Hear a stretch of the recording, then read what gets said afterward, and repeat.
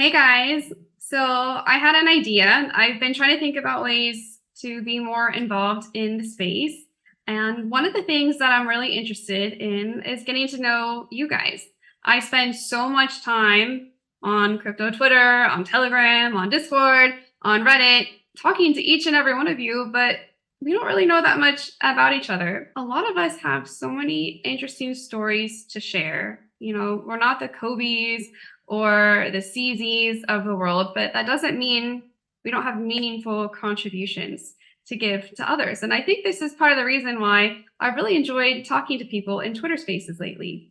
So I want to get to know you guys. If you're still here, involved in the space, whether you're an investor, you're building, whatever it is, I want to know more about you. I think that's very interesting. This crypto journey rabbit hole that I've been on the last couple of years has introduced me to so many fascinating people. And I think the crypto and Web3 community, there's a certain caliber of person is attracted to this community. And they're very intellectual and they make me think and they just vibrate on a higher level. And I want to know more about you. I want to start doing a show and I'm going to call it Behind the PFP. Because I want to know who is that person behind the PFP. And it's going to be fun. I want to keep it short, a couple serious questions, but a little bit of the memes too. So I wanted to give you an example of what a hypothetical show might look like. So I will be interviewing myself. If this is something that you're interested in, then let's have a chat later on. But without further ado, let's get to know me. How did you first get into crypto? I first got into crypto in 2017 when it's all anyone could talk about. It was all over the news. It was the bull market. It was the mania. I remember that I bought on Coinbase with my credit card. I remember there was a $750 max you could buy at a time. And I thought, oh my gosh, this is cool. I can at least get points if this goes to zero. So I bought 50% of Bitcoin and 50% of Litecoin. There was a blow off top. And it didn't go to zero, but it went down quite significantly. Every few months, I would check my account, see if it was still there, see if my Bitcoin was doing anything. It wasn't. And then fast forward to 2020, that's when I started to do a bit more research and got more involved in the space. Are you full-time crypto? If not, have you thought about it? And how do you balance your crypto, non-crypto work? Great question. I am not full-time crypto. I still have a normal day job, although I did have lots of dreams of quitting in the spring when I was making lots of passive income on my phantom yield farms and my Luna and my Anchor protocol. Anyway, I have thought a lot about what a career in Web3 might look like. I'm trying to figure that out, meeting people, going to conferences, seeing what part of the industry would interest me. Do I want to be just an investor? Would I want to work for a protocol, be an advisor? Would I want to work for an exchange and have more of that corporate environment that I'm used to? Or would I want to work for a hedge fund, perhaps? Right now, I'm just doing my own thing, which is resulting in me feeling like I'm working 2 full-time jobs because I have my day job. And then I spend every other waking minute trying to keep up with the news and chatting with you guys.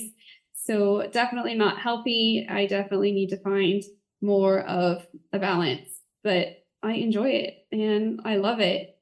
So I really can't help it. My biggest success so far was on Dogecoin. Dogecoin was my first 10x. I bought a little bit before Super Bowl in 2021, like a total retail investor. I heard there was a rumor that there was going to be a commercial before the Super Bowl. So I bought it at 0.69 cents, I remember, for the memes. And then I forgot that I had another limit order. So then that one got filled and I had a sizable bag for me of Dogecoin. It instantly went down a couple of cents. But then 2 months later, it started to go up. And this was my first green candle crypto experience where it's just like, what is happening? I was good. I actually took profits. I was so upset at the time that I sold quite a bit at 25 cents. But I mean, I shouldn't be upset over 3.5x. And then I sold a bit more at 55 cents and 65 cents. So I made some good money on Dogecoin and I'm still holding a tiny bit. It's actually in a Doge room pool right now. What is my biggest failure and what lessons have I learned? Oh my God. I can't believe I'm supposed to pick one. My biggest failure, financially was definitely my exposure to Luna and UST.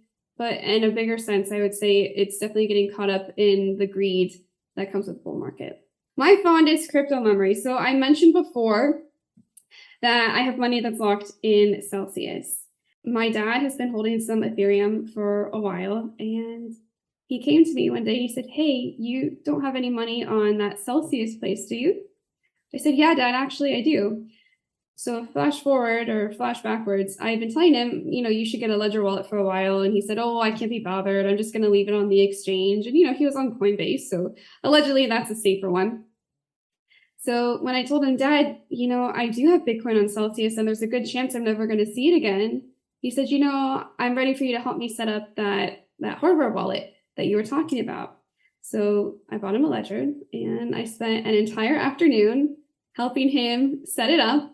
And if you've ever set up a Ledger before, then you'll know that there's a few questions that they ask you, kind of like a security check, and just to make sure you actually understand what you're doing. And of course, my dad had no idea, but as I was going through the questions, I was actually being able to explain to him. So if you want to follow along with a transaction, and then you go to Etherscan, and this is what you do with your private keys, and just being able to share that knowledge with him and teach him something, that was such a great feeling. And, even though, I'm not in the best position with my funds on Celsius, knowing that there was a silver lining with him, that was a pretty fond moment. And that learning experience and being able to share with him was really beneficial for me. How are you surviving the bear market? Any tips? This bear market has been brutal. I've heard people that have been in cycles before say that the bear markets are tough, but this is the first time that I've really gone through one being pretty fully invested. May was tough. You guys, I lost a lot of money. I was really depressed. I grieved a lot. It was hard. I completely socially isolated for the entire summer. I barely talked to my family. I didn't see any friends. I completely stopped dating. I had no desire. I had to get right with myself to kind of get over this financial loss and this feeling of failure. But how I've been trying to overcome that is working really hard in my day job, trying to stack up some cash and keeping my ear to the ground. And I want to know everything that's going on so that I don't miss out on the opportunities moving forward. I don't have the capital to invest like I did before, but if I can stay vigilant, stay educated, stay informed, then I can make a little bit go a lot further. So it's hard. I think my biggest fear is getting bored, losing interest, complete apathy. So that's part of the reason why I want to make these videos, stay connected with people, learn from them. And this is also part of the reason that I think the Joe chain has been so popular. The Joe NFTs, it's fun, it's a meme, and it brings the community together, and it just gets everyone excited about something again. And it's brought so much joy into our day, and it's shown me the power of community and how people can really rally around a project.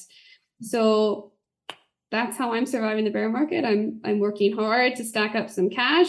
I'm trying to keep informed and educated, and I'm buying Joe NFTs. And maybe I'll make some more YouTube videos. So we'll see how this one goes. So what's in your portfolio / what does your portfolio look like right now? My portfolio, well, what's left of it, I have Bitcoin and cold storage. I have a small amount of Rune that I did not take profits on when it was at $12. So I'd say that's my second biggest holding. And then really the coins that I started to buy, which, probably too soon, but I couldn't help myself. I bought some Atom and some of the Cosmo alts, mostly just have it staked, and I'm catching some airdrops. I like to do a little bit of day trading from here or there if I see some good opportunities, but I recognize that I'm not really a trader. So mostly just staking, and then I think we're going to have some pretty good opportunities coming up. What advice would you give new people looking to enter the space? So I had a really hard time when I was first starting because I didn't know anybody, and I made so many mistakes because I started playing around with things that I didn't know what I was doing. I went on to Discord to ask for help. I responded to private messages. That's how I got my wallet scammed. Take this time right now to learn, to research, to study, to make friends, to go to Crypto Mondays meetups, to have a resource, to have, people in your network. Learn everything that you can. Be familiar with the terminology. Be so comfortable navigating between all of the wallets, because when you're in the moment and you're making transactions and you're going from point A to point B, there's no one that can save you. There's no Fed that can save you. There's no undo button on the blockchain. I really hope that you don't have to learn the hard way like I did. So just study up as much as you can and be prepared. Oh, let's have some fun. You make life-changing money on a meme coin. What's the first thing you buy? A one-way flight to Europe. I'm definitely getting out of town, and then I'm going to figure out the rest later. Who do you simp on the most on crypto Twitter? Okay, well, I guess I have to answer this if I'm going to have other people answer this question. For me, it's probably a tie. I really like Route to Fi. I think that he writes fantastic threads, and I have learned so much from him. And he also posts random thoughts throughout the day. And when I read them, I feel like he's just speaking to me, like all his random observations about connecting with people on crypto Twitter and not in real life. It feels like it's me. So I'm always liking his stuff. And then I am also always in Coach Bruce's spaces. Recently, he's been giving a lot of meditation and spiritual advice. And I feel like this is something that's become very present for me right now. So that's something that I enjoy. And I mean, his tweets and his humor, how can that just not put a smile on your face? So what's up, guys? You can only hold on to one crypto for the next 10 years. What do you choose? Bitcoin. This bear market has definitely turned me into a Bitcoin maxi. Not a real Bitcoin maxi, because I'm still having fun with some alts, but the answer is Bitcoin. What do you like to do for fun that's not crypto? This is something that I really need to get better at. With the market being so down, it's really affected my emotions. It's because I spend so much time living and breathing this space. Recently, I mentioned before, I feel like I've been on more of a spiritual journey. I've started going to some meditation classes, some breath work, and some sound healing. I like to go to Pilates. One of my favorite things to do, I have a convertible. I like to drive up and down PCH. With the top down, I know that seems a bit silly, but I love to go for drives. I spend a lot of time with my family. I love to read. I'm always reading at least 3 books at any one time, but I never finish one. I'm always get a little bit through each one. And I love to travel. I love to constantly learn and better myself. And I think there's so much the world has to offer. And I'm just a very curious person. So really anything that kind of engages that curiosity for me. Biggest bag right now, Rune. Favorite L1 right now, Stargaze Zone. I'm having so much fun buying NFTs. Trading or yield farming? Yield farming. Definitely not a trader. Threads or memes? I like to write threads and consume memes. Complete this sentence. Leverage is the devil. Lunch with Elon or dinner with Satoshi? I would say dinner with Satoshi. We get so much access to Elon with all his tweets and his appearances. I would love to meet Satoshi, and I think it would be very fascinating to know what he thinks about everything and his creation and what the industry has become of it. When Moon or when Lambo? When Moon, because I don't know, Lambo isn't even my dream car. All right, and then to end on a positive note, why are you still here? What excites you the most about the future of Web3? Why am I still here? That's a great question. I don't know where else to go. I think a part of it is the sunk cost fallacy, where I feel like I've invested so much time, money, and energy into learning and exploring this space. There's also this fascinating community of people that I feel like are very like-minded to me. They operate on a bit of a higher vibration. In my normal day-to-day life, I just don't get the same kind of, I don't know how to say this politely, intellectual stimulation as I do when I interact with people in the Web3 world, people who really make me think and challenge me, into other perspectives. And I think that's very interesting. If anyone is going to build the future of finance, gaming, social media, it's these people here that we're interacting with. And I hope I can be someone that can help tell their stories. So anyway, this was a bit of my idea, just talk to people, get to know them, hear their stories. If you've been in crypto the last year, you've been through the wars, and I want to know more about it. If this is something that you're interested in, you don't have to be on camera. I get wanting to stay anonymous, but leave me a comment, send me a message, and I'd love to meet you, hear your story, and share it with the community. So thanks so much, and I'll see you for the next Behind the PFP.